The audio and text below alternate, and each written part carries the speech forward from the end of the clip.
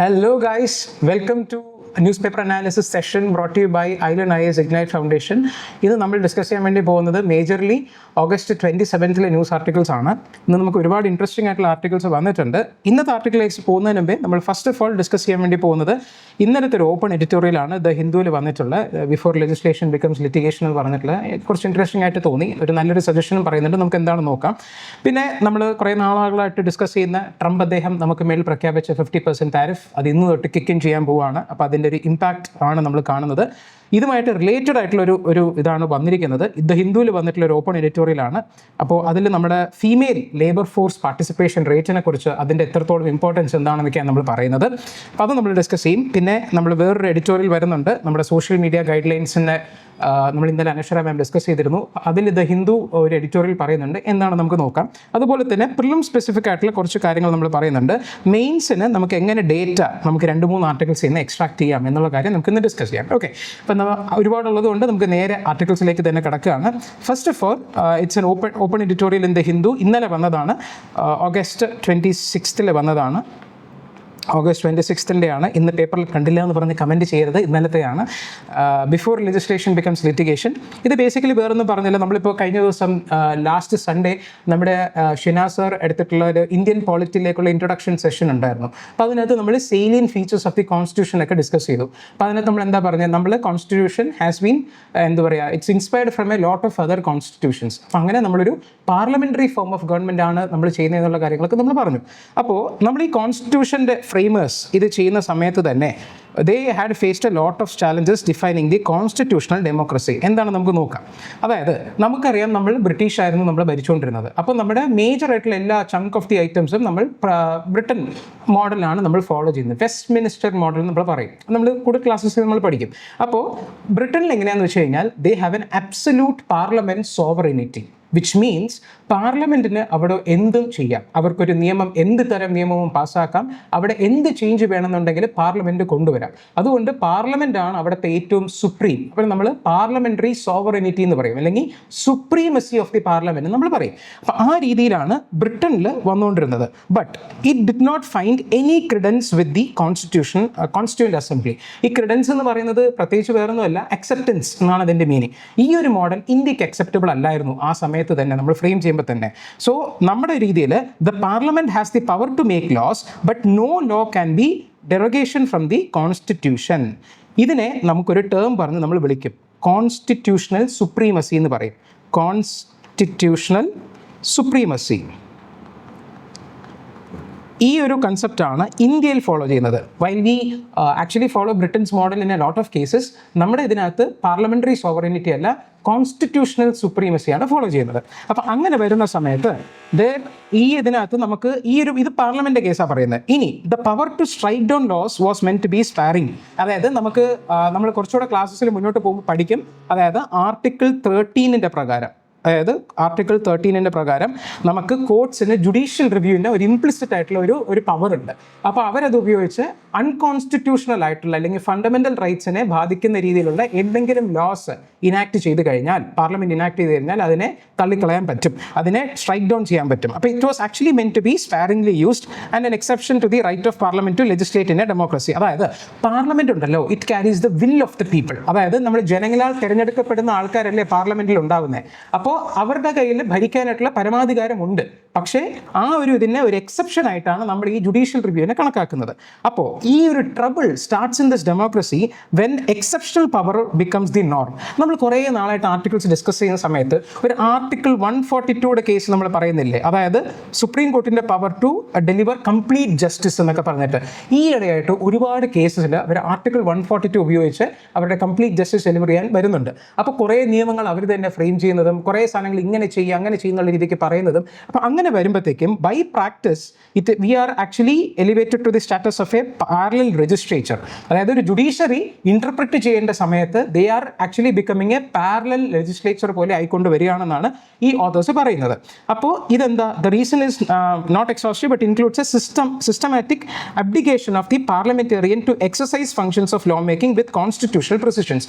അതായത് എന്തുകൊണ്ടാണ് അവർ strike down ചെയ്യുന്നത്, അത് കോൺസ്റ്റിറ്റ്യൂഷനുമായിട്ട് ഇൻ ലൈൻ അല്ല.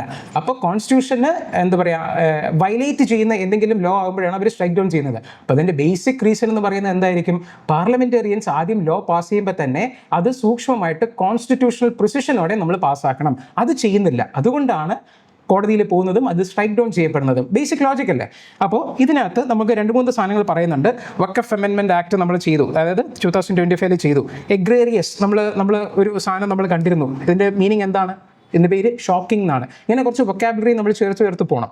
അപ്പോൾ ഇതിനകത്ത് വഖഫ് അമെൻമെൻറ്റ് ആക്ട് പാസ് ചെയ്ത സമയത്ത് within days of enacting the സംഭവമാണ് ഈ പാർലമെൻറ്റിൽ നിന്നുള്ള MPs തന്നെ അത് കോടതിയിൽ ചാലഞ്ച് ചെയ്തത്. അതായത് നമുക്കറിയാം പാർലമെൻറ്റിലെ MPs ആണ് ഇത് പാസ്സാക്കുന്നത്. അവർ തന്നെ കോടതിയിൽ ചാലഞ്ചിന് പോകുന്നു. അതാണ് ഏറ്റവും ഷോക്കിംഗ് ആയിട്ടുള്ള സംഭവം. അപ്പോൾ ഇതിനകത്ത് നമ്മുടെ ഒരു ഡേറ്റ പോലെ വന്നതാണ്. വിച്ച് മീൻസ് അതായത് ഇൻ 2022 നമുക്ക് ഫ്രം 2016 to 2022 35ഓളം കേസസ് ഉണ്ട്. അതായത് സെൻട്രൽ ലെജിസ്ലേഷൻസും കോൺസ്റ്റിറ്റ്യൂഷൻ അമെൻമെൻറ്റ് ബില്ലൊക്കെ കോടതിയിൽ ചലഞ്ച് ചെയ്യപ്പെട്ട് പോയേക്കുന്നത്. അപ്പോൾ അത്രയും ബിൽസും ഇവിടെ പാസ്സാക്കിയതാണ്. ഇതെല്ലാം കൂടി ഇപ്പോൾ കോടതി ഇനി എല്ലാം ഓരോന്ന് പരിശോധിക്കണം കോൺസ്റ്റിറ്റ്യൂഷൻ അമെൻമെൻറ്റിൽ. അപ്പോൾ ഇതിൻ്റെ റീസൺ എന്താണ്? നേരെ നമ്മളത് ഫ്രെയിം ചെയ്തിട്ടില്ലാത്തതാണോ? വേറെ എന്തൊക്കെ റീസൺസ് ഉള്ളത്? അതാണ് ഇതിനകത്ത് നമ്മൾ നോക്കുന്നത്. ഇതിനകത്ത് 3 തരം റീസൺസ് ഉണ്ടാകും. ഒന്ന് കോൺസ്റ്റിറ്റ്യൂഷണൽ സ്ക്രൂട്ടണി. മേ ബി അത് കോൺസ്റ്റിറ്റ്യൂഷണൽ വയലേറ്റീവ് ആയിട്ടുള്ള സംഭവമായിരിക്കാം. അല്ലെങ്കിൽ പൊളിറ്റിക്കൽ തിയേറ്റർ, അല്ലെങ്കിൽ ഫ്ലോഡ് ഡ്രാഫ്റ്റിംഗ്. പൊളിറ്റിക്കൽ തിയേറ്റർ എന്ന് പറയുന്നത് ആ ഒരു പൊളിറ്റിക്സുമായിട്ട് ബന്ധപ്പെട്ട് വരുന്നതാണ്. പാസ്സാക്കാനായിട്ടുള്ള വേണ്ട നമ്പേഴ്സ്, മെജോറിറ്റി തിങ്സ് ഇതൊക്കെയാണ് പറയുന്നത്. പിന്നെ ഫ്ലോഡ് ഡ്രാഫ്റ്റിംഗ്. ഇതിനകത്ത് എന്താ കാര്യം? ഓരോ ലെജിസ്ലേഷനിലും വേഗമായിട്ടുള്ള ഡെഫിനിഷൻ, അതായത് നമുക്ക് ഇന്നൊരു കേസ് കൃത്യമായിട്ട് ഡിഫൈൻ ചെയ്തില്ല എന്നുണ്ടെങ്കിൽ നമ്മൾ പഠിച്ചു ആർബിട്രറി എക്സസൈസ് ഓഫ് പവേഴ്സിലേക്ക് അത് വരും എന്ന് പറഞ്ഞിട്ട്. അവർക്ക് ആ ഡെഫിനിഷൻ ഭയങ്കര ബ്രോഡാണെന്നുണ്ടെങ്കിൽ എന്ത് സാധനവും അതിനകത്ത് ഇൻക്ലൂഡ് ചെയ്യാം. അങ്ങനെ ഒരുപാട് പേര് അറസ്റ്റ് ചെയ്യാം. അപ്പോൾ അത് ചാലഞ്ച് ചെയ്യാൻ പോകുമ്പോഴത്തേക്കും ഇല്ല, ഈ നിയമം തെറ്റാണ്, സ്ട്രൈക്ക് ഡൗൺ ചെയ്യണം, അല്ലെങ്കിൽ ആ ഒരു പാർട്ട് മാത്രം എടുത്ത് കളയണം എന്നൊക്കെ കോടതി പറയും. അപ്പോൾ വേഗമായിട്ടുള്ള ഡെഫിനിഷൻസും ഇൻകൊഹറൻ്റ് ആയിട്ടുള്ള ക്ലോസസും പിന്നെ laws made without harmonising the other legislations with effect to the existing ലെജിസ്ലേഷൻസും പിന്നെ നമ്മുടെ കോൺസ്റ്റിറ്റ്യൂഷന് കോൺട്രഡിക്ടറി ആയിട്ടുള്ള പ്രൊവിഷൻസും ഒക്കെ വരുമ്പോഴാണ് ഈ ഒരു ഇഷ്യൂ കൂടുതലും കാണപ്പെട്ടു വരുന്നത്. അപ്പോൾ ഈ ഒരു സ്ഥലത്ത് നമ്മൾ ആക്ച്വലി എന്താ പറയുന്നതെന്ന് വെച്ച് കഴിഞ്ഞാൽ എങ്ങനെയാണ് ഒരു നിയമം പാസ്സാവുന്നത് പാർലമെൻറ്റിൽ എന്നതിൻ്റെ ബേസിക് ആയിട്ടുള്ള കാര്യം പറയുന്നുണ്ട്. ഇത് നമ്മുടെ GS ക്ലാസ്സസ് നമ്മൾ വ്യക്തമായിട്ട് ഓരോ ഇതും എന്താണെന്ന് പറയും. പക്ഷേ നമുക്കിപ്പോൾ ജസ്റ്റ് ഒരു ഔട്ട്ലൈൻ മാത്രം പറഞ്ഞു പോകാം. ഒരു പാർലമെൻ്ററി പ്രൊസീജിയർ മാനർ പ്രകാരം ആദ്യം ഒരു ഒരു ഇൻട്രൊഡക്ഷൻ ഓഫ് ദി ലെജിസ്ലേച്ചറിൻ്റെ സമയത്ത് ഏത് മിനിസ്ട്രിയുടെ കീഴിലാണോ ഇത് വരുന്നത് അവർ പോളിസി പ്രപ്പോസൽ കൊടുക്കും. ഇതിനെ ആദ്യം എന്ത് ചെയ്യും? ഒരു സ്റ്റേക്ക് ഹോൾഡർ കൺസിഡറേഷൻ. നമ്മൾ ഈ ഒരു എന്ത് ഏരിയയിലാണോ ഈ ഒരു സംഭവം വരുന്നത് അവിടുത്തെ സ്റ്റേക്ക് ഹോൾഡേഴ്സുമായിട്ട് നമ്മൾ കമ്മ്യൂണിക്കേറ്റ് ചെയ്യണം. അവരുടെ ഫീഡ്ബാക്സ് നമ്മൾ എടുക്കണം. എന്നിട്ട് approval by the law ministry and then approval by the central cabinet. ഇവർ ചെയ്തതിന് ശേഷമായിരിക്കും ലെജിസ്ലേഷൻ പാർലമെൻറ്റ് ഇൻട്രൊഡ്യൂസ് തന്നെ ചെയ്യുന്നത്. ഇനി ഇൻട്രൊഡ്യൂസ് ചെയ്തതിന് ശേഷം 3 സ്റ്റേജ് ഓഫ് റീഡിങ്ങിലേക്ക് പോകും. ഫസ്റ്റ് റീഡിങ്ങിനകത്ത് ജസ്റ്റ് ഒരു ഇൻട്രൊഡക്ഷൻ ആയിരിക്കും വരുന്നത്. സെക്കൻഡ് റീഡിങ്ങിനകത്ത് പാർലമെൻ്ററി കമ്മിറ്റീസിന് സെൻഡ് ചെയ്ത് കൊടുക്കും. എന്തിനാണ് നമ്മൾ നോക്കിയിരുന്നു? കുറച്ചും കൂടി ഡീറ്റെയിൽഡ് ആയിട്ട് അനലൈസ് ചെയ്ത് പഠിച്ച് ക്ലോസ് ബൈ ക്ലോസ് പഠിക്കണം. എന്നിട്ട് 3ാമത്തെ റീഡിങ്ങിൽ പാർലമെൻറ്റിൽ വെച്ച് ക്ലോസ് ബൈ ക്ലോസ് ആയിട്ട് കൺസിഡർ ചെയ്യണം. ഇതാണ് മാനുവലിൽ പറയുന്നത്. പക്ഷേ ഇൻ പ്രാക്ടീസ് എന്താ നടക്കുന്നത്? നമ്മൾ ഇതേ കുറച്ചും ലോ പ്രൊഡക്ടിവിറ്റി പാർലമെൻറ്റ് നമ്മൾ ഡിസ്കസ് ചെയ്യുന്ന സമയത്ത് നമ്മൾ പറഞ്ഞിരുന്നു ബിൽസ് നമ്മളൊരു 10-20ഓളം ബിൽസ് ഇൻട്രൊഡ്യൂസ് ചെയ്തതിനകത്ത് ഒരു 10-12ഓളം ബിൽസിനെ ആ സെഷനിൽ വെച്ച് തന്നെ പാസ് ചെയ്തു എന്നുള്ള കാര്യങ്ങളൊക്കെ നമ്മൾ പറഞ്ഞു. അപ്പോൾ bills are introduce without adequate notice. കൃത്യമായിട്ടുള്ള നോട്ടീസ് കൊടുക്കാറില്ല. ഇപ്പോൾ തന്നെ നമ്മൾ മറ്റേ കോൺസ്റ്റിറ്റ്യൂഷണൽ അമെൻമെൻറ്റ് ബില്ലിൻ്റെ കാര്യം നമ്മൾ പറഞ്ഞില്ലായിരുന്നു. പ്രൈം മിനിസ്റ്റർ മുതൽ മിനിസ്റ്റേഴ്സിനെയൊക്കെ മാറ്റാനായിട്ടുള്ള അത് തലേദിവസമാണ് ആൾക്കാർ പോലും അറിയുന്നത് ഇങ്ങനെ ഒരു സംഭവം വരുന്നു എന്നുള്ള സംഭവം. അടുത്ത ദിവസം അങ്ങനെ ഇൻട്രൊഡ്യൂസ് ചെയ്തു. ഇപ്പോൾ ഒരു സെലക്ട് കമ്മിറ്റിയിലേക്ക് റെഫർ ചെയ്തിട്ടുണ്ട്. But still it is done without giving adequate notice. മാത്രമല്ല കമ്മിറ്റീസ് ആർ ബൈപാസ്ഡ്. ഇത് നമ്മൾ പറഞ്ഞ സ്റ്റാറ്റിസ്റ്റിക്സ് ഓർക്കുന്നുണ്ടോ? PRS ലെജിസ്ലേറ്റീവ് റിസർച്ചിനകത്ത് നമ്മൾ പറഞ്ഞു. അതായത് നമ്മൾ ഇപ്പോഴത്തെ ഒരു ലോക്സഭയിൽ ഒരു ഏകദേശം ഒരു 27% ഇപ്പോഴത്തത് റെഫർ ചെയ്യുന്നുണ്ട്. പക്ഷേ ഇതിന് മുന്നത്തെ ലോക്സഭയിൽ 2019 തൊട്ട് 2024 വരെ ഉണ്ടായിരുന്ന ലോക്സഭയിൽ ആകെ 16% ബില്ല് മാത്രമേ കമ്മിറ്റീസിൽ റെഫർ ചെയ്തിട്ടുള്ളൂ. ഇപ്പോൾ കുറച്ചൊരു ഇമ്പ്രൂവ്മെൻ്റ് ഉണ്ട്. പക്ഷേ അത് കൂടണം. അപ്പോൾ committees are actually being bypassed right now. മാത്രമല്ല this is resulting in the avoidable legislative mistakes. അതായത് നല്ലപോലെ കാൽഫുള്ളി സ്ക്രൂട്ടനൈസ് ചെയ്ത് കഴിഞ്ഞാൽ അവോയ്ഡ് ചെയ്യാൻ പറ്റുന്ന മിസ്റ്റേക്സിനെയൊക്കെ ഈ രീതിയിൽ നമ്മൾ മാറ്റുന്നു. ഒരു എക്സാമ്പിൾ ഇതിനകത്ത് പറയുന്നുണ്ട്. ട്രാൻസ്ജെൻഡർ പ്രൊട്ടക്ഷൻ ആക്ടിൻ്റെ പ്രകാരം ഒരു 2 years മിനിമം ഇംപ്രിസൺമെൻ്റ് ആണ് ഇതിനകത്ത് പറയുന്നത് if they experience sexual abuse. പക്ഷേ ഒരു BNS നമ്മളെ ഭാരതീയ ന്യായ സംഹിത എന്ന് പറയും. അതിനകത്ത് ഒരു abuse of a woman 7 years of imprisonment ഒക്കെ ഉണ്ട്. അപ്പോൾ ഇതിനകത്ത് എന്താണ് ഇതിൻ്റെ മെയിൻ ആയിട്ടുള്ള പ്രശ്നം എന്നുള്ള കാര്യമാണ് ഇതിനകത്ത് ചോദിക്കുന്നത്. അതായത് functioning constitutional democracy relies on the the informed participation of his constituents. അപ്പോൾ ഈ ഒരു ലെജിസ്ലേഷൻസിനെയൊക്കെ they are drafted in legalese and pushed through under the time. The MPs are left to vote on text which they are unable to fully interrogate. അതായത് പെട്ടെന്നാണ് ഇതിനെ rush ചെയ്യുന്നത്. മാത്രമല്ല ഇതിൽ ഭയങ്കര ലീഗലൈസ്ഡുള്ള ടേംസ് ആണ്. പക്ഷെ നമുക്കറിയാം പാർലമെന്റിൽ ഫുള്ള് ഈ ലോയേഴ്സും കാര്യങ്ങളൊന്നുമല്ല, പല വോക്സ് ഓഫ് ലൈഫിൽ നിന്ന് വരുന്ന ആൾക്കാരുണ്ട്. അവർക്ക് ചിലപ്പോൾ ഇത് ഫുള്ളി മനസ്സിലാക്കാനായിട്ടുള്ള ടൈം പോലും കിട്ടാറില്ല. അതിനിടയ്ക്ക് വോട്ട് ചെയ്ത് അതിനെ പാസ്സാക്കപ്പെടുകയാണ് ചെയ്യുന്നത്. അപ്പോൾ law making should not be confined to the lawyers in the house because the parliament of India it is representing the complexity of Indian social life. ഇതാണ് ഇതിനകത്ത് പറയുന്നത്. അപ്പോൾ ഇത് മാത്രമല്ല, ഇതിപ്പോൾ നമുക്ക് മനസ്സിലാവുന്നില്ല എന്നുണ്ടെങ്കിൽ എന്ത് ചെയ്യും? ആ പാർട്ടി എന്ത് പാർട്ടിയാണോ, may be Congress or BJP or whatever it is, അതിൻ്റെ ലെജിസ്ലേറ്റേഴ്സ് പാർട്ടി എന്ത് പറയുന്നോ അതുപടി എങ്ങനെ കേൾക്കും. പാർട്ടിയുടെ റോട്ട് റെറ്റോറിക്, നമ്മളതിൻ്റെ മെറിറ്റ്സ് ഒന്നും പഠിക്കാതെ പാർട്ടി പറയുന്നത് പോലെ വോട്ട് ചെയ്യും എന്ന് മാത്രമാണ് നടക്കുന്നത്. അപ്പോൾ എന്നാൽ നമുക്ക് എന്ത് സൊല്യൂഷൻ കൊണ്ടുവരാമെന്നാണ് ഈ ആർട്ടിക്കിൾ മെയിനായിട്ട് പറയുന്നത്. The case for a retainer AG എന്ന് പറഞ്ഞു കഴിഞ്ഞാൽ അറ്റോർണി ജനറൽ എന്നാണ്. അപ്പോൾ നമുക്ക് വേണ്ടത് parliament needs a constitutional functionary who can guide the process of law making and he is empowered and qualified to intervene before a legislation becomes a litigation in the court. അപ്പോൾ നമുക്കറിയാം attorney general എന്ന് പറയുന്നത് ഒരു constitutional ഓഫീസാണ് കേട്ടോ. Article 88 പ്രകാരം വന്നിട്ടുള്ള ഒരു ഓഫീസാണ്. അപ്പോൾ ആ ആർട്ടിക്കിളിനകത്ത് പറയുന്നത് പോലെ തന്നെ he is the highest law officer of the country. അപ്പോൾ നല്ലപോലെ എക്സ്പെർട്ടൈസ് ഉള്ള ഒരാളാണ്. അപ്പോൾ അദ്ദേഹം വന്ന് ഇടപെട്ട് കഴിഞ്ഞാൽ there can be a constitutional review at the parliament stage itself. അതുവഴി ലെജിസ്ലേഷൻസ് ഒന്നും ലിറ്റിഗേഷൻസ് ആവാത്ത രീതിയിൽ നമുക്ക് കുറച്ചെങ്കിലും കുറയ്ക്കാൻ പറ്റും എന്നാണ് ഈ ഓതർ സജസ്റ്റ് ചെയ്യുന്നത്. അപ്പോൾ ബിക്കോസ് എന്താ വെച്ച് കഴിഞ്ഞാൽ ഈ ആർട്ടിക്കിൾ തന്നെ പറയുന്നുണ്ട് attorney general can participate, has the right to participate in the proceedings of the house. ഇത് പക്ഷേ യൂഷ്വലി ചെയ്യാറില്ല, റാവലി ഇൻവോക്ഡ് ആണ്. പക്ഷേ ഒരു ട്രാൻസ്ഫോർമേറ്റീവ് ആയിട്ടുള്ള സൊല്യൂഷൻ കൊണ്ടുവരാനായിട്ട് ഇത് ഭയങ്കര ബെനിഫിഷ്യൽ ആയിരിക്കും എന്നുള്ള കാര്യമാണ് പറയുന്നത്. ഇതിനകത്ത് ഈ ലാസ്റ്റ് സാധനം മാത്രമേ നിങ്ങൾ നോട്ട് ചെയ്യണം. well-drafted statute will shield Parliament from having its intent substituted and enable the courts to act as interpreter rather than invalidate it. അതായത് പാർലമെന്റിന് അതിൻ്റെ ഇൻറ്റൻറ്റ് നടക്കണം. അപ്പോൾ അത് കോൺസ്റ്റിറ്റ്യൂഷണൽ എന്ത് പറയുക, ആ കോൺസ്റ്റിറ്റ്യൂഷൻ്റെ സ്ക്രൂട്ടണിയിൽ പാസ് ചെയ്ത് പോകുന്ന രീതിക്ക് ഉണ്ടാക്കുകയും വേണം. അങ്ങനെ ചെയ്ത് കഴിയുമ്പോൾ കോർട്ടിൻ്റെ മെയിൻ ഫംഗ്ഷൻ എന്ന് പറയുന്നത് ഇതിനെയൊക്കെ ഇൻ്റർപ്രറ്റ് ചെയ്യുക എന്നുള്ളതാണ്. പക്ഷേ ഇപ്പോൾ കോർട്ട് എന്താ ചെയ്യുന്നത്? ഇതെല്ലാം സ്ട്രൈക്ക് ഡൗൺ ചെയ്യുക, ഇൻവാലിഡേറ്റ് ചെയ്യുക ചെയ്യുന്നത്. അവരവർക്ക് പറഞ്ഞിട്ടുള്ള പണി അവരവർക്ക് ചെയ്യാൻ പറ്റും ഈ രീതിയിൽ ചെയ്ത് കഴിഞ്ഞാൽ എന്നുള്ള കാര്യമാണ് ഈ ആർട്ടിക്കിൾ ഡിസ്കസ് ചെയ്യുന്നത്. ഇൻട്രസ്റ്റിംഗ് ആയിട്ട് തോന്നിയതുകൊണ്ട് നമ്മൾ എടുത്തതാണ്. നമുക്ക് അടുത്ത ആർട്ടിക്കിളിലേക്ക് പോകാം. നമുക്കറിയാവുന്നതുപോലെ ട്രംപ് സാർ കുറേ നാൾക്ക് മുമ്പേ 25% പ്രഖ്യാപിച്ചു, പിന്നെ ഒരു 25% അഡീഷണൽ പ്രഖ്യാപിച്ചു. പക്ഷേ കുറച്ച് നാൾ നമുക്ക് ടൈം ഡിലേ വെച്ചിരുന്നു, ഇത്രയും നാൾ കഴിഞ്ഞിട്ടായിരിക്കും വരുന്നതെന്ന് പറഞ്ഞിട്ട്. പക്ഷേ ഇപ്പോൾ അത് ഇന്ന് മുതൽ അത് കിക്ക് സ്റ്റാർട്ട് ചെയ്യുകയാണ്. അപ്പോൾ അത് ചെയ്യുന്ന സമയത്ത് നമ്മുടെ ടെക്സ്റ്റൈൽസും ജെംസും ജ്വല്ലറിയുമായിട്ടുള്ള ഇൻഡസ്ട്രിയിലാണ് നമുക്കിത് കൂടുതലും എഫക്റ്റ് ചെയ്യാൻ പോകുന്നത്. എന്താ കാര്യം എന്ന് വെച്ച് കഴിഞ്ഞാൽ നോക്കുന്നോ good subject to 50% US tariff. നമുക്ക് എല്ലാ പ്രോഡക്ട്സും 50% താരിഫിൽ വരുന്നില്ല. അത് നമ്മൾ ഇവിടെ കാണും. അതായത് ഇത് ഇന്ത്യൻ എക്സ്പ്രസ്സിൽ വന്ന ആർട്ടിക്കിളാണ് കേട്ടോ. Only 66% of our articles are covered under the 50% tariff. ഒരു 30% will be remaining duty free and 4% will face a 25% tariff. ഇത് പല കാറ്റഗറീസ് ആണ്, ഇത്രയും നമ്മൾ അറിയേണ്ട ആവശ്യമില്ല, പക്ഷേ ജസ്റ്റ് പറയുകയാണ്. അപ്പോൾ ആ ഒരു 50% താരിഫ് വരുന്നതിനകത്ത് ഏറ്റവും കൂടുതൽ നമ്മൾ ട്രേഡ് ചെയ്യുന്നത് ടെക്സ്റ്റൈൽസ് ആൻഡ് അപ്പാരൽസും ഡയമണ്ട് ആൻഡ് ഗോൾഡ് ജ്വല്ലറിയും മെഷീനറീസ് ആൻഡ് മെക്കാനിക്കൽ അപ്ലയൻസസും ഇതൊക്കെയാണ്. അപ്പോൾ ഈ ഒരു ഏരിയാസ് ആയിരിക്കും ഭയങ്കരമായിട്ട് ഹിറ്റ് ചെയ്യപ്പെടുന്നത്. നമുക്ക് കുറച്ച് എന്താ പറയുക, നമ്മുടെ മെർച്ചൻഡൈസ് എക്സ്പോർട്സിലൊരു 40 to 45% ഡ്രോപ്പ് വരുന്നേക്കാം ഈ ഒരു ഫിനാൻഷ്യൽ ഇയറിൽ എന്നുള്ളതാണ് ഈ ആർട്ടിക്കിൾ ഡിസ്കസ് ചെയ്യുന്നത്. അപ്പോൾ ഇങ്ങനെ ചെയ്യുന്ന സമയത്ത് നമ്മുടെ കോമ്പറ്റീറ്റേഴ്സ് ഉണ്ട്. അതായത് മീൻവൈൽ അവർ competitors like Vietnam, Bangladesh and even China and Pakistan which face lower tariff from the Donald Trump administration are set to benefit from India's potential losses. അതായത് നമ്മുടെ ഈ സെക്ടേഴ്സിലൊക്കെ ഉണ്ടല്ലോ, ഇവരൊക്കെയാണ് നമ്മുടെ കോമ്പറ്റീറ്റേഴ്സ് ആയിട്ട് വരുന്നത്. നമ്മൾ അവരുമായിട്ട് ഫൈറ്റ് ചെയ്യുന്ന ഒന്നുമില്ല, പക്ഷേ കോമ്പറ്റീഷൻ ഉണ്ടല്ലോ. അപ്പോൾ നമ്മളുടെ താരിഫ് ഭയങ്കരമായിട്ട് കൂടുമ്പം ഇവർക്ക് അത്രയും ഇല്ല. അപ്പോൾ ഇവരുടെ പ്രോഡക്ട്സ് കൂടുതൽ അവർ ഇമ്പോർട്ട് ചെയ്യും, നമ്മൾ എക്സ്പോർട്ട് ചെയ്യുന്നത് കുറയുകയും ചെയ്യും. അപ്പം നമുക്കെന്നെ അടി വരുന്നത്. അതാണ് ഈ ആർട്ടിക്കിൾ ഡിസ്കസ് ചെയ്യുന്നത് കേട്ടോ. വേറെ പ്രത്യേകിച്ച് ഇതിനകത്തൊന്നും പറയുന്നില്ല. വേറെ കുറേയൊക്കെ എന്താ പറയുക, ഒരു സ്റ്റാറ്റിസ്റ്റിക്സ് പോലെ എത്ര ശതമാനം ഇടിവ് വരും, ഏതൊക്കെ സെക്ടേഴ്സാണ് ഇതിനകത്ത് ഇതാക്കാൻ പോകുന്നത്, like what will get affected എന്നുള്ള കാര്യം മാത്രമാണ് ഇതിനകത്ത് പറയുന്നത്. ഇതിനകത്ത് വേറെ ഒന്നും നമുക്ക് നോക്കാനില്ല. പക്ഷേ ഇതുമായിട്ട് കണക്ട് ചെയ്ത് വന്നത് ഹിന്ദുവിൽ വന്നിട്ടുള്ള ഒരു എഡിറ്റോറിയലുണ്ട്, ഓപ്പൺ എഡിറ്റോറിയലാണ്. ഇത് നമുക്ക് നോക്കാം. The gender angle to India's economic vulnerabilities. നമ്മുടെ എക്കണോമി ഉണ്ടല്ലോ ഇപ്പോൾ ഒരു 4.19 ട്രില്യൺ എക്കണോമിയാണ്. And it has been a successful and a very എന്താ പറയുക അപ്രീഷിയബിൾ ജേർണി.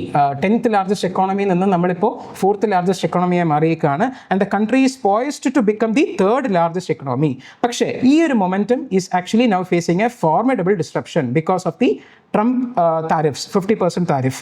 ബിക്കോസ് എന്തെന്ന് വെച്ച് കഴിഞ്ഞാൽ ഇത് ഏകദേശം ഒരു 40 ബില്യൺ ഇൻ ട്രേഡ് ആണ് ഈ ഒരു താരിഫ്സ് ടാർഗറ്റ് ചെയ്യുന്നത്. And these tariff could shelve of nearly 1% from India's GDP, striking the labour intensive sectors. അതായത് നമ്മൾ ഈ പറഞ്ഞ ടെക്സ്റ്റൈൽസ്, അപ്പാരൽസ്, ഗോൾഡ്, ജ്വല്ലറിയുടെ കാര്യങ്ങളൊക്കെ ഉണ്ടല്ലോ, ഇതൊക്കെ ലേബർ ഇൻറ്റൻസീവ് സെക്ടേഴ്സ് ആണ്. And this is disproportionately employing woman. ഈ സെക്ടേഴ്സിലൊക്കെ ഏറ്റവും കൂടുതൽ എംപ്ലോയ്മെന്റ് വരുന്നത് വുമൺ ആണ് റാദർ ദാൻ മെൻ. അപ്പോൾ ഇതിനെ ഒരു ജെൻഡർ ആംഗിൾ നമുക്ക് എങ്ങനെ കാണാം എന്നുള്ളതാണ് ഈ പ്രൈമറിലി ആർട്ടിക്കിൾ ഡിസ്കസ് ചെയ്യുന്നത്. അപ്പോൾ ഇതിനകത്ത് നമ്മൾ നോക്കുകയാണെന്നുണ്ടെങ്കിൽ ചൈനയിൽ നമുക്കെന്താ, അവർ US താരിഫ് അവർക്കും ഉണ്ടെന്നുണ്ടെങ്കിലും അവർക്കുള്ളൊരു മാനുഫാക്ചറിങ് സ്കെയിലും ഡൈവേഴ്സിഫൈഡ് ആയിട്ടുള്ള എക്സ്പോർട്സും കാരണം അവർ കുറേയൊക്കെ ഒന്ന് രക്ഷപ്പെട്ട് പൊക്കോളും. പക്ഷേ India remains vulnerable because 18% of India's exports account to the US. മാത്രമല്ല the increase in tariff would lead to 30 to 35% cost disadvantage against നമ്മൾ നേരത്തെ പറഞ്ഞ പോലെ competitors like Vietnam, Bangladesh etcetera, who are very prominent competitors in the textile and other sectors. അപ്പോൾ ഇതിനകത്ത് എന്താ പറയുന്നത്, ഇതൊരു ജസ്റ്റ് ഒരു മീനിങ് ആണ് കേട്ടോ. പ്രിസിയൻറ്റ് എന്ന് പറയുന്നത് പെർഫെക്റ്റ് ആണ്, നോയിങ് ബിഫോർ ഹാൻഡ്. ഇത് ഒരു പ്രോബബിൾ essay ക്വസ്റ്റ്യൻ ആയിട്ട് വേണമെങ്കിൽ മാറാം. The strength of a nation lies in the strength of its woman. ഇപ്പോൾ നിങ്ങൾ ഇപ്പോൾ UPSC എക്സാമിനേഷൻ കഴിഞ്ഞ് നിങ്ങൾ ജസ്റ്റ് ഒന്ന് essay പേപ്പറോ വാട്ട് എവർ GS പേപ്പർ നിങ്ങൾ ജസ്റ്റ് ഒന്ന് എടുത്ത് നോക്കുക. ഇങ്ങനത്തെ കുറേ സ്റ്റേറ്റ്മെൻറ്റ്സ് തരും, എന്നിട്ട് ഇതിനെക്കുറിച്ച് ഒരു 1200 വാക്കുകൾ എഴുതാനായിട്ട് പറയും. അപ്പോൾ നമ്മൾക്ക് നല്ലപോലെ കണക്ട് ചെയ്ത് എഴുതാനായിട്ടൊക്കെ പറ്റണം. നിങ്ങൾക്ക് വേണമെന്നുണ്ടെങ്കിൽ ഇതിനകത്ത് ഒരു essay ഒന്ന് ട്രൈ ചെയ്ത് നോക്കാം കേട്ടോ. നല്ലൊരു സ്റ്റേറ്റ്മെന്റ് ആയിട്ട് തോന്നി. The strength of a nation lies in the strength of its woman എന്ന് പറയുന്നത്. അപ്പോൾ India's failure to economically empower the half of its population, ഇത് മീൻ ചെയ്യുന്നത് വേറൊന്നുമല്ല, നമ്മുടെ ഏകദേശം ഒരു 50% ഓഫ് ദി പോപ്പുലേഷനും വുമൺ ആണ്. The failure to economically empower them, it is not just a social concern, പക്ഷേ സ്ട്രാറ്റജിക് ലയബിലിറ്റി ഓൾസോ. അതായത് നമുക്ക് ഇങ്ങനത്തെ ഒരു സെക്ടറിൽ ഈ വുമൺ എംപവർ ചെയ്തിട്ടില്ല എന്നുണ്ടെങ്കിൽ ഈ ഒരു സെക്ടറിൽ ഏറ്റവും കൂടുതൽ പാർട്ടിസിപ്പേറ്റ് ചെയ്യുന്ന ആരാ? വുമൺ ആണ്. അവർ ഭയങ്കരമായിട്ട് ഡിസ്പ്രപ്പോർഷനേറ്റ് ആയിട്ട് എഫക്റ്റ് ചെയ്യപ്പെടുന്നുണ്ട്. അപ്പോൾ ഇതിനകത്ത് ഇപ്പോൾ നമ്മൾ പറഞ്ഞു 50% ഓഫ് ദി നമ്മുടെ പോപ്പുലേഷനും ഏകദേശം കേട്ടോ 50% ഓഫ് ദി പോപ്പുലേഷനും നമ്മുടെ വുമൺ ആണ്. പക്ഷേ നമ്മൾ നോക്കുകയാണെന്നുണ്ടെങ്കിൽ നമ്മുടെ ഫീമെയിൽ ലേബർ ഫോഴ്സ് പാർട്ടിസിപ്പേഷൻ, അതായത് നമ്മുടെ ലേബർ ഫോഴ്സിനകത്ത് ഫീമെയിൽസിൻ്റെ പാർട്ടിസിപ്പേഷൻ നോക്കിക്കഴിഞ്ഞാൽ it is stuck between 37 and 41%, 42%. Actually it has improved, അങ്ങനെ ഞാൻ പറയുള്ളൂ. ബിക്കോസ് നേരത്തെ 23% അതിനെക്കാട്ടിലും താഴെയൊക്കെയായിരുന്നു നമ്മുടെ ഫീമെയിൽ ലേബർ ഫോഴ്സ് പാർട്ടിസിപ്പേഷൻ. അതൊരു ഓവർ ദി ലാസ്റ്റ് 3-4 years ആണ് ഇത്രയും ഒരു 42%ലേക്കെങ്കിലും എത്തുന്നത്. പക്ഷേ നമ്മൾ ഗ്ലോബലി കമ്പയർ ചെയ്ത് നോക്കുകയാണെന്നുണ്ടെങ്കിൽ ചൈനയ്ക്കൊക്കെ ഒരു 60% ഫീമെയിൽ ലേബർ ഫോഴ്സ് പാർട്ടിസിപ്പേഷൻ ഉണ്ട്. മാത്രമല്ല നമ്മുടെ IMF, international monetary fund, they are saying that നമ്മുടെ ഈ ജെൻഡർ ഗ്യാപ്പ് ക്ലോസ് ചെയ്ത് കഴിഞ്ഞാൽ ഇന്ത്യയുടെ GDP can boost by 27% in the long run എന്നുള്ളതാണ് പറയുന്നത്. പക്ഷേ ഇതിനകത്ത് ഒരുപാട് കൺസ്ട്രെയിൻസ് ഉണ്ട്. കൾച്ചറലി ഉള്ള ഉണ്ട്, പോളിസി വൈസ് നമുക്ക് കുറച്ച് ഇനർഷ്യ ഉണ്ട്, സിസ്റ്റമാറ്റിക് ആയിട്ടുള്ള ബാരിയേഴ്സ് ഉണ്ട്. നമുക്കറിയാം ഗ്ലാസ് സീലിംഗ് എഫക്റ്റ് ഒക്കെ നമ്മൾ കേട്ടിട്ടുണ്ടാവും. അതായത് വുമനുള്ള ആൾക്കാർക്ക് ഒരു പൊസിഷൻ്റെ മേളിൽ അവർക്ക് ചിലപ്പോൾ എത്തിപ്പെടാൻ പറ്റില്ല for obvious invisible reasons. Okay, അപ്പോൾ ഇതിനകത്ത് the clock is ticking. India is inching closer to its peak of demographic dividend. എന്താണ് ഈ demographic dividend? It means working age population vastly outnumbers the dependence. അതായത് നമുക്കറിയാം ഒരു working age ഉണ്ട്, ഒരു we can say ഒരു 15 to 60 years what ever it is. അപ്പോൾ ആ ഏജിലായിരിക്കും കൂടുതൽ ആൾക്കാരും ആ ഒരു പോപ്പുലേഷനിൽ വർക്ക് ചെയ്യുന്നത്. വർക്ക് ചെയ്യുമ്പോഴാണ് ഒരു എക്കണോമിക് ആക്ടിവിറ്റി ഉണ്ടാകുന്നത്. That will contribute to the economic development of India. പക്ഷേ ഇനി ഒരു 60 yearsന് ശേഷവും അല്ലെങ്കിൽ ഒരു 15 yearsന് ബിഫോറും ആ രണ്ട് ഏജ് ഗ്രൂപ്പിലുള്ള ആൾക്കാർ sir dependent on this working population. Because ചെറിയ കുട്ടികളാണെന്നുണ്ടെങ്കിൽ അവരുടെ ന്യൂട്രീഷൻ, സ്കൂള് കാര്യങ്ങൾക്കൊക്കെ ഡിപ്പെൻഡ് ചെയ്യും. വയസ്സായി കഴിഞ്ഞാൽ നമ്മുടെ ലൈക്ക് അച്ഛനമ്മമാരൊക്കെ ആണെന്നുണ്ടെങ്കിൽ നമ്മൾ ഡിപ്പെൻഡ് ചെയ്യുന്ന പോലെ ആ രീതിയിലായിരിക്കും വരുന്നത്. അപ്പോൾ ദേ ആർ ഡിപ്പെൻഡൻസ്. പക്ഷേ ആ നടുക്കുള്ള പോപ്പുലേഷൻ ഉണ്ടല്ലോ, അത് ഏറ്റവും കൂടുതൽ when compare to these two ആകുമ്പോഴാണ് നമ്മൾ ഡെമോഗ്രാഫിക് ഡിവിഡൻഡ് എന്ന് പറയുന്നത്. അപ്പോൾ അങ്ങനെ ഡെമോഗ്രാഫിക് ഡിവിഡൻഡിലാണ് ഇന്ത്യ ഇപ്പോൾ ഉള്ളത്. This window which could close by 2045. ഇത് ആക്ച്വലി ചൈനയിലും ജപ്പാനിലും US-ലും ഒക്കെ അവരുടെ ഗ്രോത്തിൻ്റെ ഒരു മെയിൻ ആയിട്ടുള്ള എഞ്ചിൻ ആയിരുന്നു ഈ demographic dividend. So India must act to convert this fleeting dividend into sustained prosperity and this means fully integrating the woman into the work force. അപ്പോൾ നമ്മൾ 50% ഓഫ് ദി പോപ്പുലേഷനെ അവഗണിച്ചുകൊണ്ട് നമുക്ക് ഈ ഒരു റേറ്റിലേക്ക് എത്താൻ പറ്റില്ല. So the major focus that we have to give now is to encourage women to become part of the workforce and contribute to the economy, empower them economically എന്നുള്ള കാര്യമാണ് ഇതിനകത്ത് ഇമ്പോർട്ടൻറ്റ്. അപ്പോൾ labour force participation by rural woman has instead, but mostly ഇപ്പോൾ അതായത് labour force participation റൂറലിൽ കൂടുന്നുണ്ടെങ്കിലും അത് unpaid ആയിട്ടുള്ളതും ലോ പ്രൊഡക്റ്റീവ് ആയിട്ടുള്ള ഫാമിലി വർക്കിലുമാണ് ഇത് കൂടുതൽ വരുന്നത്. അതിന് പല റീസൺസ് ഉണ്ട്. സേഫ്റ്റി കൺസേൺസ് ഉണ്ട്, പബ്ലിക് ട്രാൻസ്പോർട്ടിൻ്റെ അൺറിലയബിലിറ്റി ഉണ്ട്, സാനിറ്റേഷൻ ഫെസിലിറ്റീസ് ഇല്ലാത്തതുണ്ട്, മാത്രമല്ല crushing burden of unpaid care work. അതായത് നമ്മളിപ്പോൾ വീട്ടിൽ ഒരുപാട് ജോലികൾ ചെയ്യുന്നു, പക്ഷേ നമുക്കതിന് നമ്മൾ പൈസയോ അങ്ങനെ സാധനങ്ങൾ നമ്മൾ കൊടുക്കുന്നില്ല. പക്ഷെ അവർക്ക് അതൊരു ഡ്യൂട്ടി പോലെയാണ് അവർ ചെയ്യുന്നത്. പാത്രം കഴുകുന്നത് മുതൽ വലിയ അമ്മയോ അപ്പൂപ്പനെയൊക്കെ ഉള്ള സമയത്ത് അവരെ നോക്കുന്നതൊക്കെ ഇതൊക്കെ കെയർ എക്കണോമിയാണ്. അപ്പോൾ ഇതൊക്കെ അമ്മമാർ ചെയ്യുന്ന സമയത്ത് they are not getting paid, so they are not getting financially empowered. അപ്പോൾ ഈ രീതിയിലുള്ള കാര്യങ്ങളൊക്കെ ഉണ്ട്.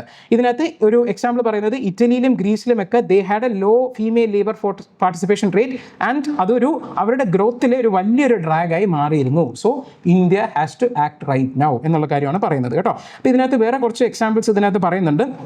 എങ്ങനെയാണ് ഇത് നമുക്ക് എങ്ങനെ ചെയ്യാം? കുറേ സൂപ്പർ പവേഴ്സിനെ നോക്കി പഠിക്കാം. US-നകത്ത് they had a equal pay and child care. ചൈനയിനകത്ത് 1978 ശേഷം അവരൊരു 60% നമ്മൾ കണ്ടു, 60% female labour force participation rate ഉണ്ടായിരുന്നു. അപ്പോൾ അതെന്ത് ചെയ്തു? സ്റ്റേറ്റ് ബാക്ക്ഡ് കെയറും എഡ്യൂക്കേഷനും അവർ കൊടുത്തു.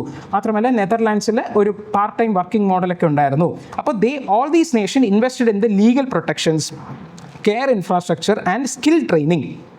ഈ എല്ലാ ഏരിയയിലും ഇന്ത്യ ലാഗിങ് ആണ്. അപ്പോൾ ഈ ഒരു ഏരിയസിലേക്കാണ് നമ്മൾ വർക്ക് ചെയ്യേണ്ടത്. So instead of short term populism like കുറച്ച് ക്യാഷ് ഞങ്ങൾ കൊടുക്കാം, 1000 രൂപ എല്ലാ മാസവും തരാം എന്നുള്ള രീതിക്ക് പോപ്പുലിസ്റ്റ് ആയിട്ടുള്ള മെഷേഴ്സ് ചെയ്യുന്നതിന് പകരം India needs structural reforms that empower woman as economic agents. It is really important. This can be quoted in any of your answers as well. അപ്പോൾ ഈ ടേംസ് ഒക്കെ ചിലതൊക്കെ നമുക്ക് അങ്ങനെ നോട്ട് ചെയ്ത് വെച്ച് അതുപോലെ എഴുതി കഴിഞ്ഞാൽ നമ്മുടെ ആൻസർ ഭയങ്കരമായിട്ട് എലിവേറ്റ് ചെയ്യും. അപ്പോൾ ഇതിനകത്ത് വേറെ കുറച്ച് കാര്യങ്ങൾ പറയുന്നുണ്ട്. കർണാടക ഒരു ശക്തി സ്കീം എന്ന് പറയുന്നുണ്ട്. ഒന്നുമില്ല, വുമണിന് ഫ്രീ ആയിട്ടുള്ള ട്രാൻസ്പോർട്ടേഷൻ. അപ്പോൾ അതെങ്ങനെയാണ് ഹെൽപ്പ് ചെയ്യുന്നത് എന്നുള്ള കാര്യമാണ് ഇതിനകത്ത് പറയുന്നത്. മാത്രമല്ല we should be redirecting the spending from broad welfare schemes to targeted programs like women empowerment ചെയ്യാൻ പറ്റുന്ന രീതിക്ക് ഫീമെയിൽ ഓൺടർപ്രണേഴ്സിന് ടാക്സ് ഇൻസെൻറ്റീവ്സ് കൊടുക്കുക. മാത്രമല്ല ഡിജിറ്റൽ ഇൻക്ലൂഷനും ജെൻഡർ ഫോക്കസ്ഡ് ആയിട്ടുള്ള സ്കില്ലിംഗ് പ്ലാറ്റ്ഫോംസ് ഒക്കെ ചെയ്യുക. And formalise the gig economy and part time work. ഈ ഗിഗ് എക്കണോമി എന്ന് പറയുന്നത് ഇപ്പോൾ നമുക്ക് അർബൻ കമ്പനി, ചിലപ്പോൾ നിങ്ങൾ കേട്ടിട്ടുണ്ടാകും, ഡൽഹിയിലൊക്കെ ഭയങ്കര ഫേമസ് ആണ്. അപ്പോൾ അതൊരു ലീഡിംഗ് ആയിട്ടുള്ള ഒരു പ്ലാറ്റ്ഫോമാണ്. വേറെ നമുക്കിപ്പോൾ AC റിപ്പയർ ചെയ്യാൻ, ഫ്രിഡ്ജ് റിപ്പയർ ചെയ്യാൻ, ഇതൊക്കെ ഒരു പ്ലാറ്റ്ഫോം വരും, ഒരു ആപ്പിനകത്ത് വരും. നമ്മളൊന്ന് പറഞ്ഞു കഴിഞ്ഞാൽ ആൾക്കാർ വന്ന് ചെയ്തിട്ട് പോകും. അപ്പോൾ അതൊക്കെ ഒരു ലോ സ്കിൽഡ് അല്ലെങ്കിൽ സെമി സ്കിൽഡ് ആയിട്ടുള്ള ആൾക്കാരൊക്കെ അതിനകത്ത് വരുന്നത്. അപ്പോൾ ഇതൊക്കെ കൂടുതലും ഇവർ പറയുന്നത് അർബൻ കമ്പനിയിൽ over 15,000 woman are service providers. So they have access to accident insurance, maternity benefits, skill development, ഇതെല്ലാം ഉണ്ട്. അപ്പോൾ gig worker can be contributing to empowering the woman. എങ്ങനെയാണ് ചെയ്യുന്നത്? അതിനൊരു എക്സാമ്പിളാണ് അർബൻ കമ്പനി എന്ന് പറയുന്നത്. അതുപോലെ രാജസ്ഥാനിൽ ഒരു കേസ് പറയുന്നുണ്ട്. അവിടുത്തെ ഒരു അർബൻ എംപ്ലോയ്മെൻറ്റ് ഗ്യാരണ്ടി സ്കീം, അങ്ങനെ ഒരു 4 core പേഴ്സൺസിൻ്റെ പേഴ്സൺ വർക്ക് ഡേയ്സ് ജനറേറ്റ് ചെയ്യാൻ പറ്റിയിട്ടുണ്ട്. അപ്പോൾ ഇതൊക്കെ ഭയങ്കര നല്ലൊരു ഇതാണ്. അപ്പോൾ ഇപ്പോൾ എന്താ ഇതുകൊണ്ട് നമ്മൾ കണക്ട് ചെയ്യുന്നത് എങ്ങനെയാണ്? The US looming tariff shocks should be serve as a wake up call. India's economic vulnerabilities, അതായത് നമ്മൾ കൂടുതൽ ഡിസ്കസ് ചെയ്യുന്നത് എന്താണ്? താരിഫ് വന്നതുകൊണ്ട് ഇന്ത്യക്ക് ഇപ്പോൾ എക്കണോമിയിൽ എന്തൊക്കെ സംഭവിക്കും എന്നൊക്കെ പറയുന്നു. പക്ഷേ നമ്മുടെ economic vulnerability it is not just to the external factors, നമ്മൾ ഇന്റേണൽ നെഗ്ലക്റ്റിനും ആയിട്ട് ബന്ധപ്പെട്ട് ഇതിനകത്ത് വരുന്നുണ്ട്. Especially tapping the potential of working age woman. Demographic ഡിവിഡൻഡിലുള്ള വുമൺ ഫോഴ്സിനെ നമ്മൾ ടാപ്പ് ചെയ്യണം, അവരുടെ പൊട്ടൻഷ്യൽ ടാപ്പ് ചെയ്യണം എന്നുള്ളതാണ് പറയുന്നത്. സോ ഇതും നമുക്ക് നോട്ട് ചെയ്ത് വെക്കാൻ പറ്റുന്നതാണ്. Empowering woman is not just a social gesture, it is a growth imperative. It is a linchpin of demographic dividend utilisation, export competitiveness and equitable development. വേറെ ഒന്നല്ല, ലിഞ്ച്പിൻ എന്ന് പറയുന്നത് നമ്മുടെ ഡെമോഗ്രാഫിക് ഡിവിഡൻഡിനെ കൃത്യമായിട്ട് യൂട്ടിലൈസ് ചെയ്യണമെന്നുണ്ടെങ്കിൽ ഏറ്റവും ഇമ്പോർട്ടൻ്റ് ആയിട്ടുള്ള ഒരു ഫാക്ടറാണ് എംപവർമെന്റ് ഓഫ് വുമൺ എന്നുള്ള സംഭവം. ഇത് ഭയങ്കര ഈ സെന്റൻസസ് ഒക്കെ നിങ്ങൾക്ക് എവിടെ വേണോ ഉപയോഗിക്കാൻ പറ്റുന്ന കാര്യങ്ങളാണ് കേട്ടോ. അപ്പോൾ നമുക്ക് മനസ്സിലാക്കാണെന്ന് വിചാരിക്കുന്നു. നമുക്ക് ഇനി ക്വിക്കായിട്ട് ബാക്കിയുള്ള ആർട്ടിക്കിൾസിലേക്ക് നമുക്ക് പോകാം. ഇത് നല്ല അനശ്വര മാം ഡിസ്കസ് ചെയ്ത ആർട്ടിക്കിളായിരുന്നു. അപ്പോൾ അതുകൊണ്ട് നമ്മൾ കൂടുതലായിട്ട് പറയുന്നില്ല. നമ്മുടെ മറ്റേ ഫ്രീ സ്പീച്ച് റെഗുലേറ്റിങ്ങിന് നമ്മുടെ സുപ്രീം കോടതി ഗവൺമെൻറ്റിനോട്ട് ഗൈഡ് ലൈൻസ് ഫ്രെയിം ചെയ്യാൻ പറഞ്ഞത്. അപ്പോൾ ഹിന്ദു യൂഷ്വലി എപ്പോഴും ക്രിട്ടിക്കലായിട്ട് എഴുതാറുള്ളൂ, അതുപോലെയാണ് അത് എഴുതിയിരിക്കുന്നത്. അപ്പോൾ this is more like kind of a very liberal thought. അതായത് ഓൾറെഡി നമ്മുടെ ഗവൺമെൻറ് ഇസ് വെപ്പണൈസിങ് ദെയർ എന്താ പറയുക കർബിങ് ഓൺ ഫ്രീ ടു സ്പീച്ചിനകത്തൊക്കെ ലീഗൽ ലിമിറ്റ്സ് കൊണ്ടുവന്ന് അവർ ഇതാക്കുകയാണ്. അപ്പോൾ ഇവരോട് തന്നെ ഫ്രെയിം ചെയ്യാൻ പറഞ്ഞു കഴിഞ്ഞാൽ അത് എത്രമാത്രം ശരിയായി വരും എന്നുള്ളതാണ് ഇത് ചോദിക്കുന്നത്. കൂടുതൽ നമുക്ക് ഇതിനകത്ത് അങ്ങനെ ഡീറ്റെയിൽ ആയിട്ട് പറയാനൊന്നുമില്ല, ജസ്റ്റ് ഒരു ഗുഡ് റീഡ് ആയിട്ട് പറയുന്നത് മാത്രമേ ഉള്ളൂ. അപ്പോൾ ഇതിനകത്ത് ബേസിക്കലി നമുക്ക് എല്ലാ സാധനവും, അതായത് ഒരു മോഡേൺ ഡെമോക്രസി എന്നുള്ള രീതിക്ക് ഇത് അവോയ്ഡ് ചെയ്യേണ്ട കാര്യമാണ്. അതായത് വാട്ട് ഇസ് കറക്റ്റ് ആയിട്ടുള്ള ഹ്യൂമർ എന്നുള്ളതും അത് ഒരു കോർട്ട് എല്ലാ സാധനവും കോർട്ടിലൂടെ സോൾവ് ചെയ്യാനും എക്സിക്യൂട്ടീവ് റൂൾ മേക്കിങ്ങിലൂടെ ചെയ്തു കഴിഞ്ഞാൽ we will fall into a deceptive trap of imagined righteousness that progressive democracy should avoid. അതായത് അങ്ങനെ ചെയ്തു കഴിയുമ്പോൾ എന്താ സംഭവിക്കുന്നത്? They will wield their powers to ferociously monitor what is and what is not appropriate. അതായത് ഇപ്പോൾ നമ്മളൊരു government ഇങ്ങനെ കൊടുത്തു കഴിഞ്ഞാൽ അവർ കേൾക്കാൻ ആഗ്രഹിക്കുന്ന കാര്യങ്ങൾ മാത്രമേ ഇവർ ശരിയെന്ന് പറയും, മറ്റതെല്ലാം തെറ്റെന്ന് പറഞ്ഞ് അതിനെ കേർബ് ചെയ്യാനായിട്ടുള്ള ഗൈഡ് ലൈൻസ് ഫ്രെയിം ചെയ്യപ്പെടാം എന്നുള്ളതാണ് ഇതിനകത്ത് പറയുന്നത്. അപ്പോൾ ഇതിനകത്ത് വേറൊന്നുമല്ല, the government as a malafide weaponisation of media and speech regulations basically വേറെ ഒന്നുമല്ല, it is done in bad faith. അതായത് ഒരു സാധനത്തിനെ ബാഡ് ഫെയ്ത്തിൽ ചെയ്യുന്നതിനെയാണ് നമ്മൾ മാലഫിഡെ വെപ്പണൈസേഷൻ എന്ന് പറയുന്നത്. ഇപ്പോൾ യൂഷ്വലി ഇത് ഗവൺമെൻറ് ഇങ്ങനെ ഇത് പറയുന്നതിനകത്തൊക്കെ ഒരു റീസൺ ഉണ്ട് കേട്ടോ. It's not just that Hindu is whole എന്താ പറയുക ലിബറൽ ആയിട്ടുള്ള തോട്ട് മാത്രമല്ല. ഇപ്പോൾ നമ്മൾ നോക്കുകയാണെന്നുണ്ടെങ്കിൽ വേൾഡിൽ പ്രസ് ഫ്രീഡം ഇൻഡെക്സ് എന്ന് പറഞ്ഞൊരു സംഭവമുണ്ട്. World press freedom index. Okay, world press freedom ഇൻഡെക്സിൽ ഇന്ത്യയുടെ റാങ്ക് ഒന്ന് ഗസ് ചെയ്യാൻ പറ്റുമോ? 151 ഔട്ട് ഓഫ് 180 കൺട്രീസാണ്. റിപ്പോർട്ടേഴ്സ് വിത്തൗട്ട് ബോർഡേഴ്സ് എന്ന് പറഞ്ഞിട്ടുള്ളൊരു ഇതാണ് നമുക്കിത് റിലീസ് ചെയ്യുന്നത്. വേൾഡ് പ്രസ് ഫ്രീഡം ഇൻഡെക്സിൽ 151 ഔട്ട് ഓഫ് 180. അപ്പോൾ you can guess why Hindu is writing like this. But personally I don't agree too much with this because government is something which should come up with the guide line.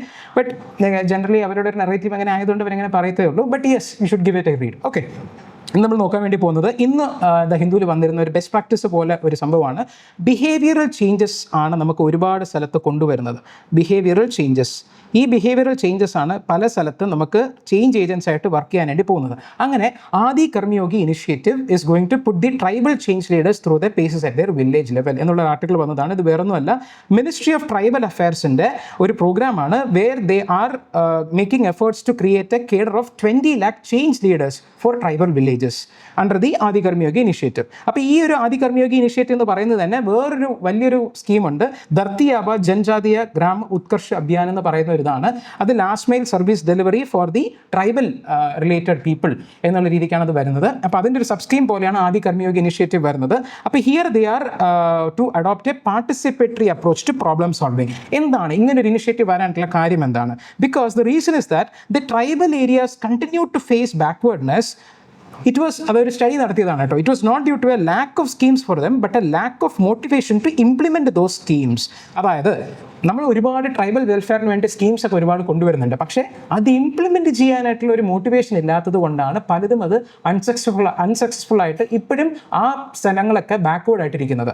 അപ്പോൾ അതിനെന്താ ചെയ്യാൻ പറ്റുക? നമ്മൾ empower ചെയ്യുക ആ ഒരു ഇതിനെ തന്നെ, ആ ട്രൈബൽ പീപ്പിളിനെ തന്നെ. അപ്പോൾ അവരെ നമ്മൾ ചേഞ്ച് മേക്കേഴ്സായിട്ട്, ചേഞ്ച് ലീഡേഴ്സായിട്ട് പ്രൊമോട്ട് ചെയ്യുക. എന്താ ചെയ്യുന്നത്? അവർ ഈ രീതിയിൽ പറയുന്നുണ്ട്, prescribed activities include lighting the candle so that they participants do not curse the darkness but bring the light. പിന്നെ ഒരു ഫിഷ് ബോൾ എക്സസൈസ് ചെയ്യുന്നുണ്ട്, വേറെ അവരെല്ലാവരും കൂടെ ഒരു ഒരു ബോളിനകത്തുള്ള ഫിഷ് എന്നുള്ള രീതിക്ക് ഇമാജിൻ ചെയ്തിട്ട് they are promoted to get to know each other, തമ്മിൽ അറിയാനായിട്ടുള്ള ഒരു പരിപാടി. പിന്നെ ഒരു വില്ലേജ് സിനാറിയോയുടെ ഒരു റോൾ പ്ലേ ചെയ്യും.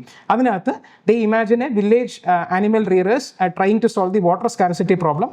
സ്റ്റേറ്റ് മിഷനറി ചെയ്യാം. അപ്പോൾ എങ്ങനെ ഇന്നോവേറ്റീവ്ലി ചിന്തിക്കാം എന്ന് അവരെ തന്നെ എംപവർ ചെയ്യുക എന്നുള്ളതാണ് ഇതിൻ്റെ ബേസിക് ആയിട്ട് വരുന്നത്.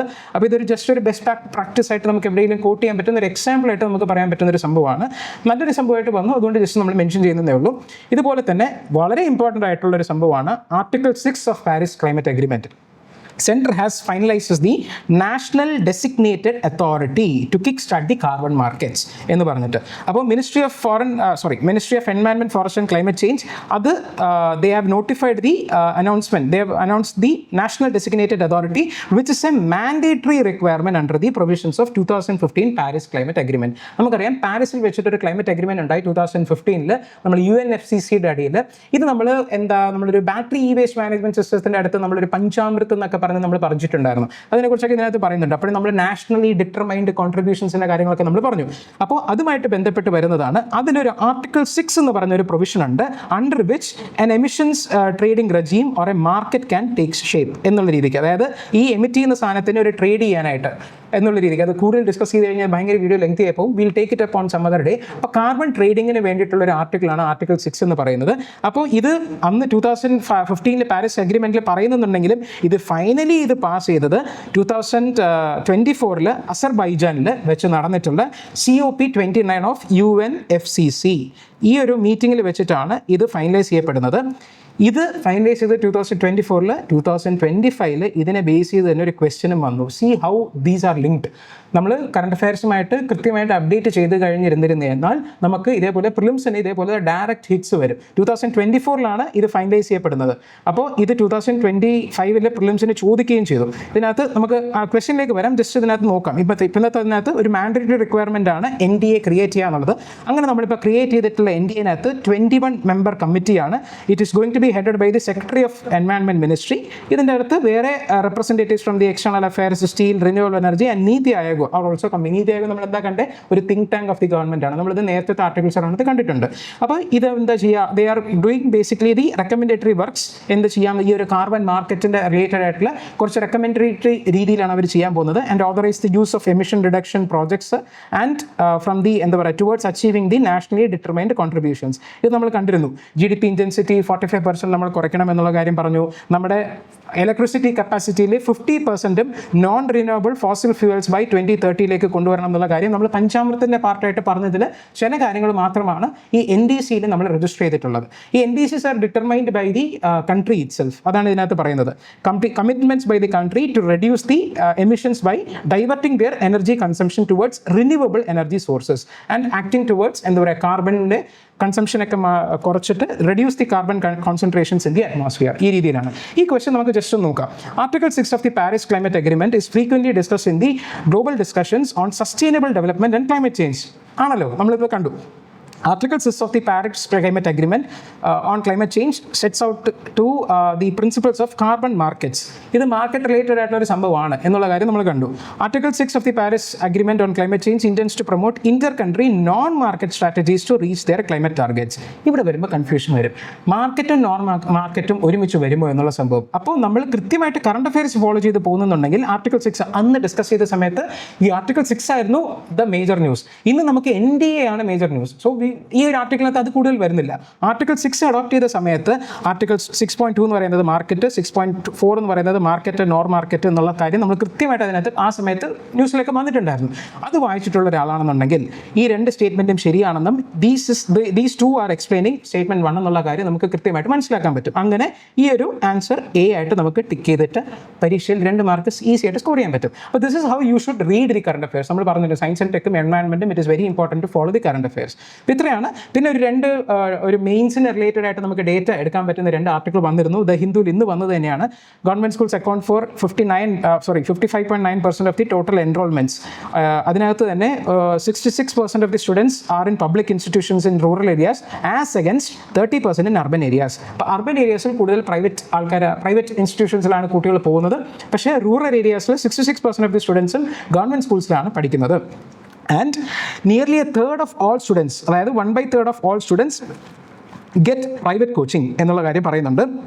ഇതിനകത്ത് വളരെ രസകരമായിട്ടുള്ള സംഭവം എന്ന് വെച്ച് കഴിഞ്ഞാൽ students enrolled in private or non government school end up paying 9 times the fees that they are going to pay in the government school എന്നുള്ള സംഭവം. അപ്പോൾ എത്രമാത്രം അത് കോസ്റ്റ്ലി ആണെന്നുള്ള കാര്യം നമുക്കൊരു കമ്പാരിസൺ ആയിട്ട് നോട്ട് ചെയ്ത് വെക്കാൻ പറ്റുന്നതാണ്. Third of all students opt for private coaching എന്നുള്ള സാധനം. ഇതെല്ലാം നാഷണൽ സാമ്പിൾ സർവേ എന്ന് പറഞ്ഞിട്ട് മിനിസ്ട്രി ഓഫ് സ്റ്റാറ്റിസ്റ്റിക്സ് എന്ന് പറയും. മിനിസ്ട്രി ഓഫ് സ്റ്റാറ്റിസ്റ്റിക്സ് അവർ കണ്ടക്ട് ചെയ്യുന്ന ഒരു സർവേയിലാണ് ഇത് കണ്ടെത്തിയത്. അപ്പോൾ നമ്മൾ നോക്കുകയാണെന്നുണ്ടെങ്കിൽ ജസ്റ്റ് ഒരു കമ്പാരിസണിൽ ഒരു ഗവൺമെന്റ് സ്കൂളിൽ പഠിക്കുന്ന കുട്ടിക്ക് ഒരു 2,800 രൂപ ചിലവ് വരുന്നുണ്ടെങ്കിൽ ഒരു നോൺ ഗവൺമെന്റ് സ്കൂളാണെന്നുണ്ടെങ്കിൽ 25,000 രൂപയാണ് ചിലവ് വരുന്നത്. ആൻഡ് ഇതിനകത്ത് ഏറ്റവും കൂടുതൽ ചിലവ് വരുന്നത് തന്നെ കോഴ്സ് ഫീയിലേക്കാണ്. അതാണ് ഈ ഒരു സ്ഥലത്ത് പറയുന്നത്. Course fee have emerged as the largest education expenses എന്നുള്ള കാര്യം. പക്ഷേ ഇതിനകത്ത് നമ്മൾ നോട്ട് ചെയ്യേണ്ട കാര്യം എന്ന് പറയുന്നത് ഗവൺമെന്റ് സ്കൂൾസിന്റെ ക്ലോഷർ അത് ഒരുപാട് നടക്കുന്നുണ്ട്. അത് എത്രത്തോളം പീപ്പിളെ എഫക്ട് ചെയ്യും എന്നുള്ള കാര്യത്തിനെ പോയിന്റ് ഔട്ട് ചെയ്യുന്ന ഒരു ഇമ്പാക്ട്ഫുൾ ആയിട്ടുള്ള ഒരു ഡേറ്റയാണിത്. 55.9% ഓഫ് ദി ടോട്ടൽ എൻറോൾമെന്റ്സും ഗവൺമെന്റ് സ്കൂൾസിലാണ് നടക്കുന്നത്. അപ്പോൾ government schools play a key role in educating the mass population of the country, especially ഇത് റൂറൽ ഏരിയാസ്. അപ്പോൾ ആ ഒരു ഇമ്പോർട്ടൻസ് കാണിക്കുന്നതാണ്. പിന്നെ നമ്മൾ കഴിഞ്ഞ ദിവസം പറഞ്ഞില്ലായിരുന്നോ പാർലമെന്റിന്റെ കാര്യങ്ങളൊക്കെ. അപ്പോൾ അതിനകത്ത് ക്രിമിനലൈസേഷൻ ഓഫ് പൊളിറ്റിക്സ് എന്നുള്ള കാര്യം നമ്മൾ പറഞ്ഞിരുന്നു. അപ്പോൾ അതിനകത്ത് ഹിന്ദുവിൽ ഇന്നലെ വന്നൊരു ഡേറ്റ പോയിന്റ് ആണ്. 30% of the MPs and MLAs എല്ലാവരും കൂടെ ചേർത്ത് വെച്ച് നോക്കുമ്പോഴത്തേക്കും they face the serious criminal charges. അപ്പോൾ ഇൻ ലോക്സഭയിനകത്ത് ഈ സീരിയസ് ക്രിമിനൽ ചാർജസ് ഫേസ് ചെയ്യുന്നവർ 2009 വെച്ച് നോക്കുമ്പോഴത്തേക്കും അത് it is more than doubled എന്നുള്ള രീതിക്കാണ് പറയുന്നത്. അപ്പോൾ these can be cited as examples. Okay, അപ്പോൾ ഇതിനകത്ത് ഇന്ന് വന്ന ഒരു എഡിറ്റോറിയലിന്റെ പകുതി പോർഷനാണ്. ബിക്കോസ് ഇതിന്റെ ഫസ്റ്റ് ഹാഫ് ആണ് നമ്മൾ അന്ന് സാറ്റർഡേ നമ്മളൊരു PRS ലെജിസ്ലേറ്റീവ് വെച്ച് നമ്മൾ ഡീറ്റെയിൽ ആയിട്ട് പറഞ്ഞില്ലേ, ആ സെയിം സാധനങ്ങളാണ് അതിനകത്ത് പറയുന്നത്. നിങ്ങൾക്ക് വേണമെങ്കിൽ വായിച്ചു നോക്കാം. അപ്പോൾ അതുമായിട്ട് ബന്ധപ്പെട്ട് പറയുന്നതാണ് ഈ ലെജിസ്ലേച്ചേഴ്സ് ഡിസ്ഫങ്ഷൻ ആവുന്നതിന്റെ മെയിൻ റീസൺ എന്ന് പറയുന്നത് because of the concentration of power in the prime minister as well as chief minister. അപ്പോൾ PRSന് തന്നെ വേറൊരു ഇത് വെച്ച് നോക്കുമ്പോഴത്തേക്കും ആവറേജ് ആയിട്ട് 20 ദിവസം മാത്രമേ സ്റ്റേറ്റ് അസംബ്ലീസ് മീറ്റ് ചെയ്തിട്ടുള്ളൂ. നമ്മൾ എന്താ പറഞ്ഞത്, നമ്മളൊരു ബെസ്റ്റ് പ്രാക്ടീസ് പറയുന്ന സമയത്ത് UK-ലൊക്കെ 100 days ഒക്കെ മിനിമം അവർ ചെയ്യുന്നുണ്ടെന്ന് പറഞ്ഞു. പക്ഷേ ഇതിനകത്ത് 20 days ആണ് നമ്മൾ സ്റ്റേറ്റ് ലെജിസ്ലേച്ചേഴ്സ് ചെയ്യുന്നത്. അതിൽ തന്നെ ഉത്തർപ്രദേശ്, മധ്യപ്രദേശ് ഒക്കെ ഒരു 60 16 days ഒക്കെയാണ് അവർ കൂടിയിട്ടുള്ളത്. അപ്പോൾ എത്രമാത്രം സീരിയസ്നെസ്സോടെയാണ് അവിടുത്തെ കാര്യങ്ങൾ നടക്കുന്നത് എന്നുള്ളത് നമ്മൾ ലോ പ്രൊഡക്ടിവിറ്റിയിൽ കണ്ടിരുന്നു. അതിൻ്റെ ഒരു എക്സാമ്പിൾ ആയിട്ടാണ് ഇത് വരുന്നത്. And more than half the bills were passed on the same day with very little debate. മാത്രമല്ല ഡെപ്യൂട്ടി സ്പീക്കർ നമ്മൾ പറഞ്ഞു 2019 മുതൽ അവിടെ ഒരെണ്ണമില്ല. And parliamentary committees are getting bypassed. So ഇതിനകത്ത് അത് കുറേ അവർ തമ്മിൽ ഓപ്പോസിഷനും ഗവൺമെൻറ് തമ്മിലുള്ള പ്രശ്നങ്ങളാണ്. അപ്പോൾ ഇതിനൊരു ബെസ്റ്റ് സൊല്യൂഷൻ എന്ന് പറയുന്നത് ആദ്യമായിട്ടൊരു കൺസെൻസസ് എലക്ഷൻ നടത്തുക, ഡെപ്യൂട്ടി സ്പീക്കർ ഓഫ് ദി ലോക്സഭയിൽ അതിൽ ഒപ്പോസിഷനെ ഒരു കാൻഡിഡേറ്റിന് കൊടുക്കുക. അപ്പോൾ this way we can change to meaning എന്താ പറയുക way of conducting the parliament എന്നുള്ളതാണ് ഇത് ആർട്ടിക്കിൾ പറയുന്നത്. സജഷനാണ് and you can get the datas also. അപ്പം നമ്മൾ കുറച്ച് ലെങ്തി ആയെന്നറിയാം, but still we have to recap what all we have learned. ഇപ്പം നമ്മൾ ഫസ്റ്റ് ഓഫ് ഓൾ കണ്ടത് നീഡ് ഫോർ എന്താ പറയുക ഒരു retainer AG, need for retainer AG. അതെന്താ കാര്യം? കൃത്യമായിട്ട് നമ്മൾ ലോസ് നേരെ ചെയ്ത് വിട്ടില്ല എന്നുണ്ടെങ്കിൽ അത് വെറുതെ കോടതിയിൽ പോയിട്ട് വീണ്ടും അത് ലിറ്റിഗേഷനായി മാറി സ്ട്രൈക്ക് ഡൗൺ ചെയ്യപ്പെടും. അപ്പോൾ അതിനെ അവോയ്ഡ് ചെയ്യുക. പിന്നെ നമ്മുടെ ട്രംപിൻ്റെ 50% താരിഫ് ഇന്ന് തൊട്ടാണ് നമ്മൾ നിലവിൽ വരുന്നത് എന്നുള്ള കാര്യം കണ്ടു. അപ്പോൾ this is a need or a wake up call for എന്താ പറയുക ഫീമെയിൽ ലേബർ ഫോഴ്സ്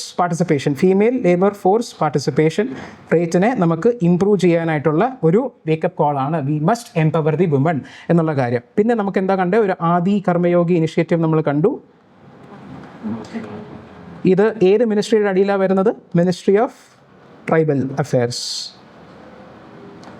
പിന്നെ നമ്മളൊരു നാഷണൽ ഡെസിഗ്നേറ്റഡ് അതോറിറ്റി എന്നുള്ള കാര്യം കണ്ടു. ഇത് ആർട്ടിക്കിൾ 6 ഓഫ് പാരീസ് ക്ലൈമറ്റ് അഗ്രിമെൻറ്റിൻ്റെ അടിയിൽ മാൻഡേറ്ററി ആയിട്ട് വരുന്നത് ഒരു ഇതാണ്. Because UPSC can ask like this, ഇത് മാൻഡേറ്ററി ആണോ അല്ലേ എന്നുള്ള കാര്യങ്ങളൊക്കെ അവർ ചോദിക്കാറുണ്ട്. അപ്പോൾ ഇത് നമ്മൾ നോക്കുക. ഇതാണ് നമ്മൾ ആക്ച്വലി ഇന്ന് മെയിനായിട്ട് കണ്ടത്. പിന്നെ നമുക്ക് എക്സാമ്പിൾസ് എങ്ങനെ എടുക്കാം എന്നുള്ള കാര്യം കണ്ടു. സോ യെസ്, ഓഫ് കോഴ്സ് ഞാൻ വീണ്ടും എടുത്ത ദിവസം വീണ്ടും ലെങ്തി ആയി. I try to cut short, okay, but കുറച്ച് അനലൈസ് ചെയ്ത് പറയുമ്പോഴത്തേക്കും കുറച്ച് കൂടി പോകുന്നതാണ്. So without extending much, thank you and hope you understand the session. Until we meet again, good by.